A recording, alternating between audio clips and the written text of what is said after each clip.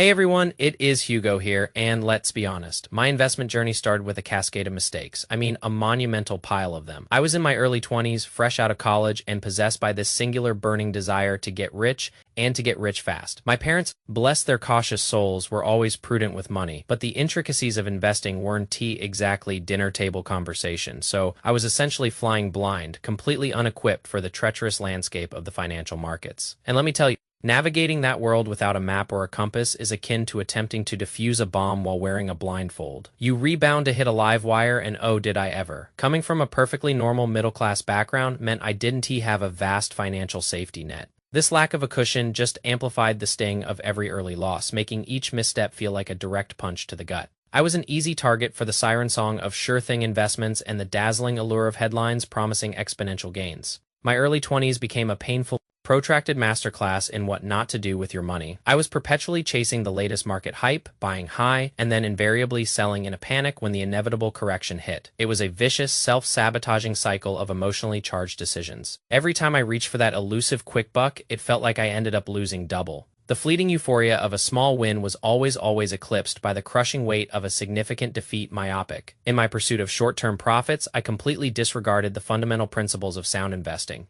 the importance of a long-term perspective, and the very real, often brutal, risks involved. The market, I discovered, has no sympathy for your emotional roller coasters. Day trading your way to wealth for someone like me was a surefire path to an empty bank account. I was so utterly naive, swallowing every unsubstantiated tip and rumor, convinced I was privy to some secret insider knowledge, when in reality it was just terribly expensive noise. And then there were the scams. The scams, you hear about them, you scoff, that LL never happened to me. And then it does. I didn't just fall for one. I stumbled into a couple of classic high-yield, low-risk schemes. On paper, they looked absolutely brilliant, too good to be true, and true to form they were. The seductive promise of effortless wealth completely blinded me to the glaring red flags waving frantically in front of my face. I ignored that nagging intuition, that small, sensible voice in the back of my head whispering, "Run, Hugo, run." I was so fixated on that colossal payout, that instantaneous gratification, and I paid for it dearly. This was a painful yet ultimately invaluable lesson. If it sounds too good to be true, it almost certainly is. Always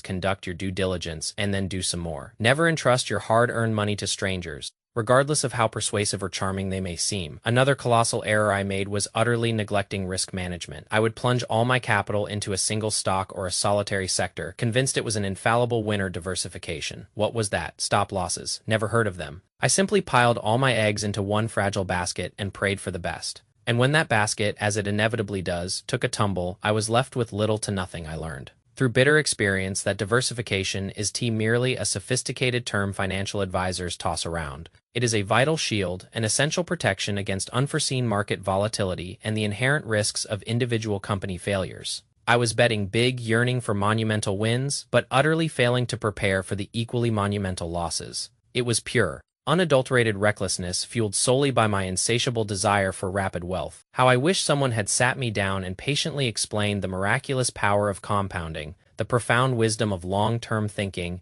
and the absolute non-negotiable necessity of astute risk management. Instead, I learned these harsh truths by watching my account balances dwindle, a slow, agonizing bleed. Emotional trading fay that was perhaps the most damaging of all. I'd swell with excitement when the market soared, often succumbing to unbridled greed and buying even more at the peak. Then when the inevitable correction began, panic would seize me and I'd decapitulate, selling at the absolute bottom, thereby crystallizing my losses. It was an exhausting, financially ruinous emotional roller coaster. My bank account, predictably, bore the full brunt of my erratic emotional swings. I was reacting impulsively to fleeting headlines, to the pervasive fear of missing out FOMO, rather than adhering to a well-thought rational strategy. Allowing my emotions to dictate my financial decisions was, in hindsight, as sensible as entrusting the keys to a sports car to a toddler. A crash was not just probable, it was inevitable. I desperately needed to learn to decouple my emotions from my investments, to cultivate a sense of calm amidst widespread panic, and to exercise patience when others were feverishly chasing ephemeral gains. These were all excruciatingly hard lessons. I am talking about losing a significant portion of the money I had painstakingly saved. It was, quite frankly, soul-crushing. There were moments I genuinely contemplated abandoning investing altogether, convinced I was somehow cursed when it came to money. But eventually that profound frustration transmuted into an unyielding determination to learn, to truly understand, and to finally do it right.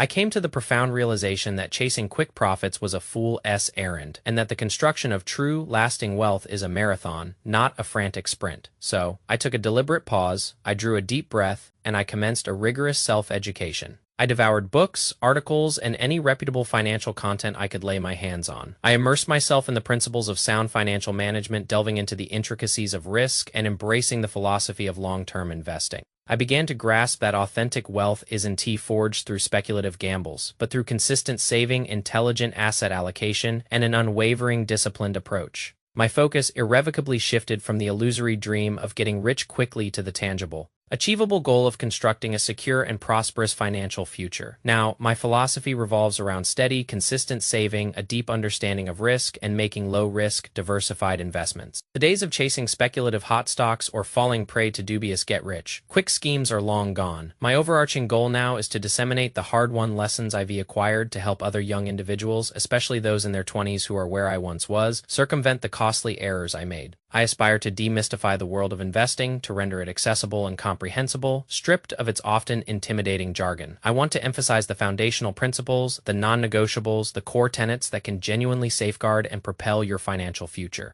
I am frequently asked about specific withdrawal sequences for retirement, and to be candid, it is a complex puzzle with no singular, universally applicable solution. However, drawing from my own arduous journey and observing countless others making similar blunders, here's what I've distilled. A vast majority of people, myself included in my younger, more impetuous days, tend to exhaust their readily accessible cash or after-tax brokerage accounts. First, the rationale feels inherently safe, right? You're not touching those sacrosanct retirement accounts. But here's the critical, often overlooked caveat. If a substantial portion of your wealth resides in pre-tax accounts, like a 401k or a traditional IRA, these accounts transform into formidable tax bombs in your later years. When you enter retirement, particularly if your earned income has ceased, you often in a significantly lower tax bracket than during your working career. This, my friends, is your golden fleeting opportunity to strategically draw from those pre-tax accounts or to execute Roth conversions, with the specific aim of filling up those lower tax brackets. If you simply allow these accounts to balloon until required minimum distributions, RMDs, are mandated, you could be compelled to withdraw colossal sums, catapulting you into higher tax brackets and potentially triggering additional penalties, such as Medicare or MA income related monthly adjustment amount.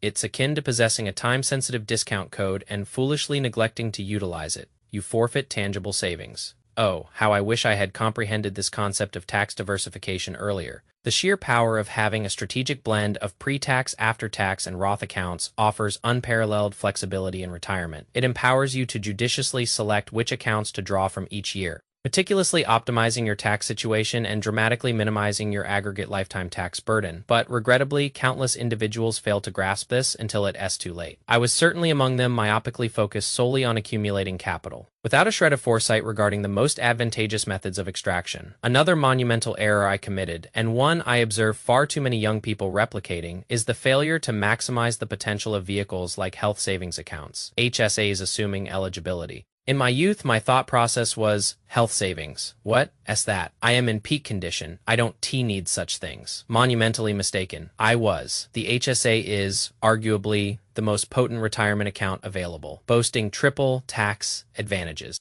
Your contributions are tax deductible, the funds grow entirely tax-free, and if utilized for qualified medical expenses, the withdrawals are also completely tax-free, even if you don't exhaust it for medical expenditures after the age of 65. It seamlessly transmutes into a traditional IRA, permitting tax-deductible withdrawals for any purpose. It's an absolute no-brainer for anyone enrolled in a high-deductible health plan, yet it remains shamefully underutilized. My counsel is unequivocal. If feasible, allow that HSA to compound untouched, defray current medical bills out of pocket if your cash flow permits. Let it burgeon into a formidable, tax-free medical expense war chest for your retirement years, and please don't even get me started on the backdoor Roth strategy for high earners. I initially harbored the misconception that Roth IRAs were exclusively the domain of lower-income individuals. However, there exist perfectly legitimate, sophisticated avenues for high earners to funnel funds into a Roth. This isn't some clandestine loophole. It is a legal, incredibly sagacious method to secure tax free growth and withdrawals in retirement,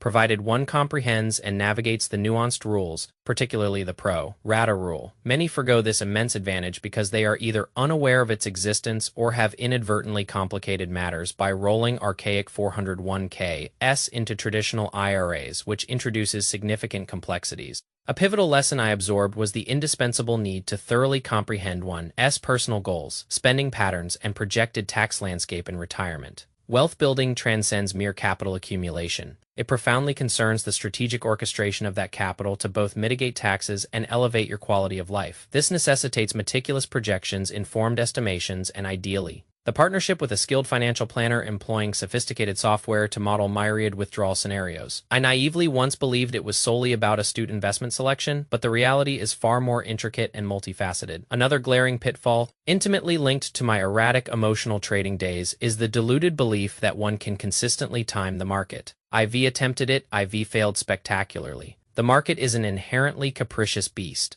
and endeavoring to leap in and out based on fleeting headlines or gut instincts is an infallible recipe for financial catastrophe. It is unequivocally about time in the market, not about timing the market. For those nearing retirement, cultivating a diversified portfolio that meticulously accounts for sequence of returns risk is paramount. Enduring substantial losses early in retirement, precisely when you reinitiating withdrawals, can catastrophically impair the longevity and solvency of your portfolio. This mandates the prudent establishment of a cash bucket or the allocation of a highly conservative segment of your portfolio to cover several years of expenses, thereby insulating your growth assets from being liquidated at a loss during a market downturn. I lament not having grasped this crucial concept of portfolio bucketing sooner. It would have spared me immense stress and significant financial erosion. I've also observed and been intimately acquainted with individuals who needlessly prolong their working careers. They've amassed ample wealth, yet they are paralyzed by the fear of cessation, fear of the unknown post, retirement, fear of severing the umbilical cord to a regular paycheck. It is as much a psychological barrier as a financial one. The tragic consequence is often the forfeiture of invaluable years during which strategic tax planning could have been executed, years where their income might have been lower, thereby facilitating advantageous Roth conversions or calculated withdrawals at favorable tax rates. They persist in working, frequently delaying their retirement only to confront an even more onerous tax burden on their pre-tax accounts later in life. And let us not overlook the elephant in the room: healthcare and retirement, specifically Medicare. It represents a colossal, often concealed financial liability, and countless individuals, including my younger self, simply fail to comprehend its complexities.